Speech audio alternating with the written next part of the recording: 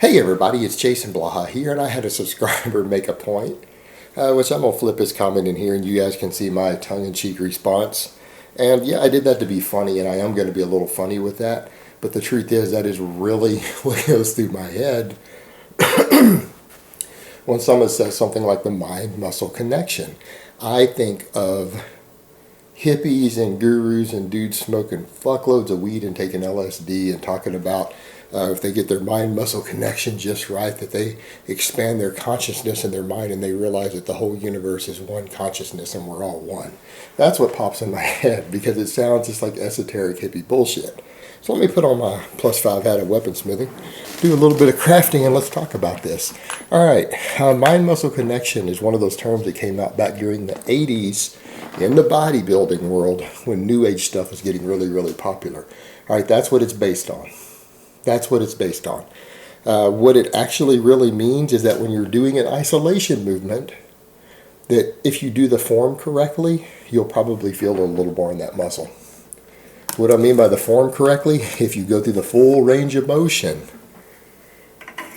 the muscle's going to get stretched more at the bottom. It's going to contract more at the top because you moved it through the full range of motion and you didn't get sloppy with it. Now that's with the same weight. But here's the other thing. That's with a lighter weight. If you cheat, you'll probably get the same effect with a heavier weight eventually because you can only cheat on an isolation movement so far before you can't add more weight. And when you get to that point, it's still probably going to put the same tension on that muscle. It's just a really stupid way to do it because you can't account for progressive overload. That's the thing that people need to realize. Shitty, sloppy form and cheat reps where you swing on movements still cause growth if you get the weight high enough to still get enough tension on the muscle. They're cheating because they're not strong enough to lift that weight, so they're letting other muscles take some of the load. But it still stimulates growth in those muscles. It's just kind of a crappy way to do so. It's not the best way to do it. The reason it's not the best way to do it is simply because even though you're stimulating growth, you might even be stimulating maximum growth, you have no way to keep up with your overload when you do all this really sloppy form, like you're swinging and stuff on curls, because since you're not able to assess how much you're swinging from session to session, you can't tell if you're getting stronger or subjecting the muscles to more overload. What's the key, the number one key to gaining size and strength in a muscle, because they're interconnected, to know that you are gradually, just gradually, over weeks and months increasing the workload to the muscle. So you're forcing it to adapt to a slightly heavier training stimulus. The human body is an amazing machine in that if you subject it to a higher workload than it's used to, it will eventually adapt to that workload. And that adaptation oftentimes involves the muscle getting thicker. All right. You take any other machine in the world, you take on a 10 horsepower engine and you subject it to an 11 or a 12 horsepower load, what does it do? It'll eventually wear out. The human body, when you take a 10 horsepower human body, it's just, we're picking an arbitrary term, and you subject it to an 11 horsepower workload, it will eventually become an 11 horsepower machine. That's what's amazing about the human body, but it's got to be small, gradual changes. It's got to be enough change, just enough, just a little bit more to stimulate adaptation so that you could run just a little faster, run just a little further, so you can lift just a little more weight. And oftentimes that lifting just a little more weight requires a muscle to become a little bit thicker to compensate. All right, it's about these small, gradual progressions over time. That's what the human body responds best to. That's how you get the best muscle growth. Universally accepted in exercise science. Been heavily studied. We know that's how it works. The sloppy cheating reps make it difficult for you to track how you're progressing and to make sure that you're progressing at just the right rate. Therefore, that makes them a less effective method. Now, this mind-muscle connection thing with a given exercise, it's not about getting in tune with the muscle with your brain. The fact that you're contracting the muscle at all is 100% your brain doing that. All right. Me doing this right now is mind-muscle connection. My brain and nervous system is the only thing making that muscle contract. It is causing 100% of the muscle contraction in the fibers. The brain's already in it. Think about that. The only other benefit you're getting by they're concentrating on it, this mind-muscle connection, just means that they're forcing themselves to use good form. Because this, oh, I focus on feeling it. Well, if you focus on feeling it and adjusting what you're doing till you can feel it most, that's going to be using probably slightly stricter form through a longer range of motion. Instead of doing half reps, it's going all the way down. And instead of swinging and swinging, it's keeping the shoulder stationary. All right, that's where you're going to feel it most. That is all the mind-muscle connection is teaching you good form on an isolation movement. But the truth is, in what world has that ever produced most of anyone's growth? Very, very simple question. If even beginners were to benefit tremendously from this, because that's what someone said right there, then why is it that when we study it, we study multi-joint versus single joint?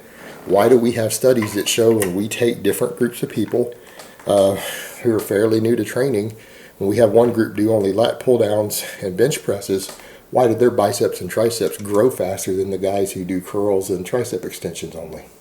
Why do they grow faster? Is it because they're getting some mind-muscle connection in their triceps and biceps while doing lat pull downs and bench presses? Or is it because they're still subjecting the muscle to more total tension through the compound movements, even though smaller muscles get worked? Again, just understanding how the body responds. That's what the studies show. In fact, then we show when we actually take another group and we add the exercises together, there is very, very little and sometimes no additional growth by adding in the isolations on top of the compounds.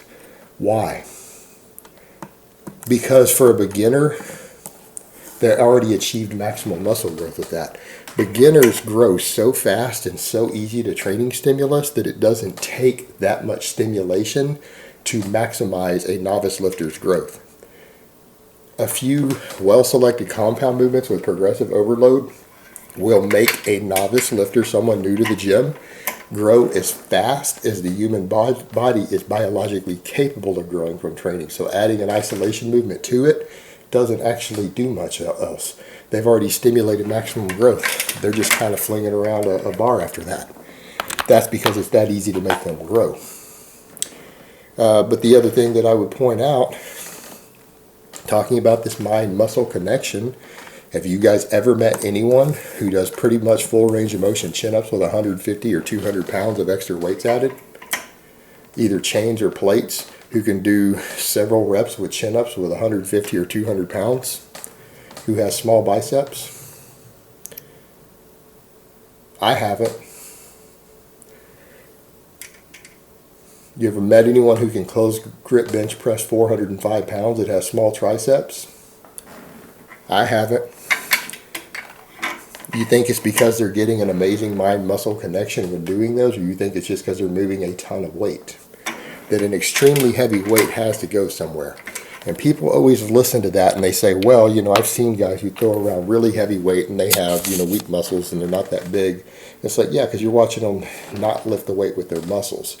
You're watching people do partial reps or bouncing the weight. Okay, so yeah, the guy who does partial bench presses and stops 3 or 4 inches short of his chest with a fairly heavy weight, or he bounces the weight off of his chest every time. Okay, his chest isn't that well developed. But had he been doing the thing through the full range of motion, maybe pausing on the chest, so he really has to explode hard with the chest on every rep with a heavy weight, he wouldn't have a small chest. Same thing, they'll talk about, they know this guy who throws around this heavy weight, but they're usually not doing full range of motion, and they're using bouncing things off the floor, bouncing a weight off their chest to lift more weight. The guy who does one heavy deadlift and then bounces the next 6 reps off the floor, when that first rep was probably close to his real max, and then he cheated it up also. That's what you're seeing. You're not seeing people who are small who do serious tonnages on a given set, who can take a really heavy weight for a max or still take a really heavy weight and lift it for 7 or 8 reps. They don't have small muscle groups associated with any of the primary movers. Why? Because muscles grow as a response to tension and workload. All right, that's what stimulates muscle growth, not your brain connecting to it and meditation and focusing on it. Your brain has to contract all the muscle fibers already. Your brain is the only thing responsible for moving a weight and contracting muscle fibers in the movements. All right, your brain is already in it. Your mind is already in it. But the fact of the matter is something has to lift that weight. If a person is not bouncing a weight or cutting the range of motion down to cheat so that it's easier to lift, if they're having to lift a heavy weight on an exercise through a full range of motion that's not allowing them to bounce it around or bounce it off something or do little short partial reps, the only thing that can possibly be lifting that weight is their muscles. The laws of physics and the laws of biology say the only thing that can be lifting and moving that weight is muscle fibers. Muscle fibers contracting. There is no other magical force involved. And if muscle fibers are contracting and doing a big heavy workload, they're growing. It is impossible on a heavy weighted chin up to not use both your biceps and your lats and your rear delts. It is impossible. It is impossible if you're doing it through a fairly full range of motion to not work them. Let me seat this one and I'll show you exactly what I mean with the bicep. It is impossible for the arm to do this under load. And when you do a chin up, what happens? Look at the arm, right? You go to here and to here. Even if you just do somewhat partial, not even all the way, the bicep gets fully worked. The elbow joint completely bends. If you're doing that under a heavy load repeatedly for reps, it is impossible for the bicep not to get stimulated. Even if you focus on not trying to contract the bicep, you can't. It is impossible for the bicep to not get a tremendous workload while doing that because the muscle is having to contract to move the elbow joint. Yeah, the lats are heavily involved also because it's a multi-joint movement, but it is impossible for the biceps to not take a big chunk of that load. Biologically impossible. You can't remove them. You can't remove them from a row. All these guys talk about, well, you have to learn to just use your hands as hooks, and no, you just get stronger at it. You can't remove muscles from a compound movement without changing the range of motion. You might be able to remove them if you did less range of motion, okay? You started taking certain exercises and cut the range of motion down really short, you might be able to remove some of the percentage a given muscle does. But if you're working those joints through most of their range of motion, which, you know, this is the bicep, the lats pull down, chest on a bench press, unless you can tremendously cut down the range of motion that joint connected to that muscle goes through, it's working. And if it's a fairly heavy weight or a fairly high number of reps with a moderately heavy weight, it can't help but work. Mind-muscle connection has nothing to do with it. Something has to move the weight. And it's going to be your muscle fibers. And again, if you're doing stuff through full ranges of motion, you can't even try to even change the percentages around by adjusting the form a lot. You can't. The only way you can take some of those muscles out is to find the range of the motion in there where they work the hardest and try to just remove that couple of inches. And you could do that. You can do that with a bench press. You could stop short of your chest so that the chest does less work. All right, you could do that. But you have to go out of your way to do that. Same thing on a deadlift. You can't remove the glutes, the hamstrings, the spinal erectors, the thoracic erectors, anything from the deadlift. In fact, there are guys who don't even train their lats who still get a decent amount of lat growth who've done nothing but deadlifts. You can't even keep the latissimus dorsi from growing on a heavy deadlift, even though it's not considered to be a primary mover. You can't.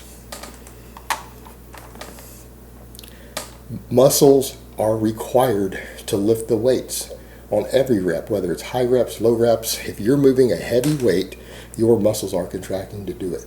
And if you're subjecting any muscle in the body to a higher workload, whether it's an isolation or a compound movement, that muscle is going to grow. It has nothing to do with esoteric things like a mind-muscle connection. Muscles respond to tension and to workload. That's what they respond to, how much work you just made them do. And that involves how much weight did they move versus an angle arm, and how many reps did you force them to do it with. That's it. All right, guys, but that's really all I have to say on that today. I hope it's been informative, and I will talk to you guys next time.